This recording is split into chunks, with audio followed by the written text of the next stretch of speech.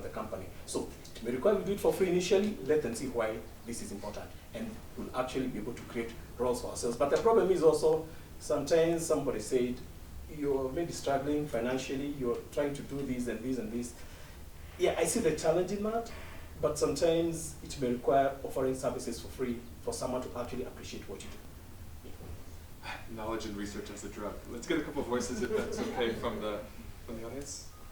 Yeah. So one of the issues that has come up is the issue of trust between academia and industry. I think that was highlighted by the DBC at DJ Quad. And in a study that I did some time back, that is also something that really came out strongly. So what do you think would go into building that trust? That there's maybe so much suspicion between industry and academia. And you know that maybe there's those that, I mean, maybe academia or the industry believe that maybe, or academia would be looking at the industry suspiciously, these ones want to steal my idea, and maybe, you know, such kind of things, such kind of conflicts. So how can that be handled? Okay, I guess I'll try to answer. Mostly it has to do with the non-disclosure agreements. And non-disclosure agreements are legal instruments.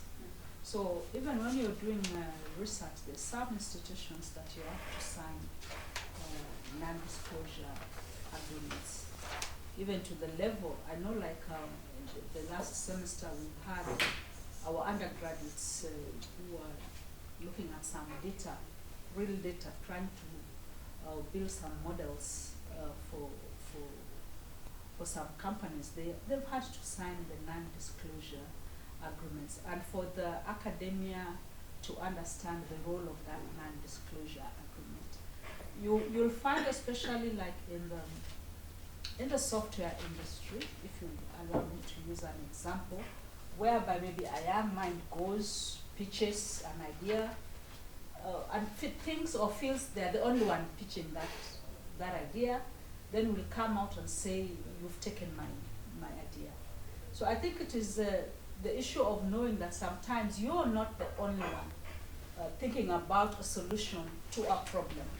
But when you're given access to data, I think we need to have that culture that I have given you my data. I should trust that you will adhere to the agreements that has been disclosed that. So it is very, very important, because if even we are talking about aspiring farms out of all this research, some of those farms, I mean, are competing. The industry is competing. So if they are going to be giving you your data, you can't be talking to the competitor, because some of the models are important for their strategic positioning, depending on the models that are coming out.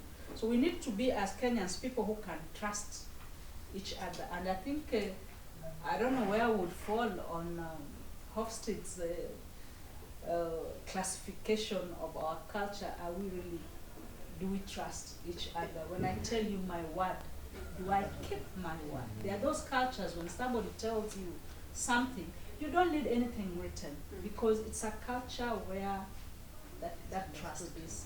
So we need to have, it is something that we need to change as a country, that we can trust each other. That when Julius tells me I will meet you tomorrow at 10, I don't have to, in the evening, text him, are we still meeting? And at 9 o'clock, are we still meeting? Because that's how we are. So we need to have that change of culture. Trust is very important.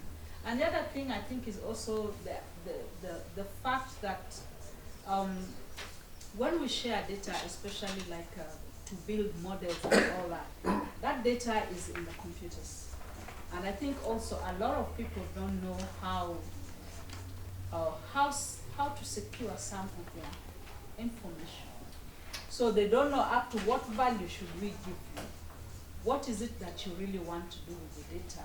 And just appreciating that data will inform their business. So I see it more as a survival for the business, and can I trust you with my information? Can I add to that a bit? Because on the same issue actually of trust, there are obvious legal instruments that you can use, but also trust comes from people interacting and people knowing each other in a social way.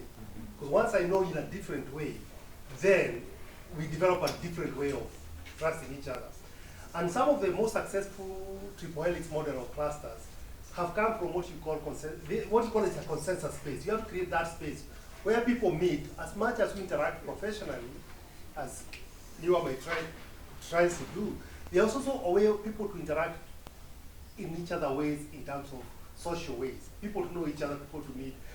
You start creating that interest. And I think one of the most successful clusters is the Oxford Biosciences, around the Oxford University. And you find that the NGOs and the foundations around there, they create so many events, so many cocktails, so many things. And most of that is just to make sure that the scientists, the people in the industry, people in the universities, are always meeting and always bumping into each other and getting to know each other in a different way and become friends and become social, have those social networks. And I think you have to create that together. So you can't really, otherwise people will just be dealing with each other professionally and in a suspicious way at arm's length. But once people know each other, you have to build relationships. Not just a colleague or a partner, but someone that you would actually want to have a cup of tea with. Yes, And in maybe fact, sit there for a yeah, while, that is key. In terms of this. There's a couple comments, yes. Okay, thank you.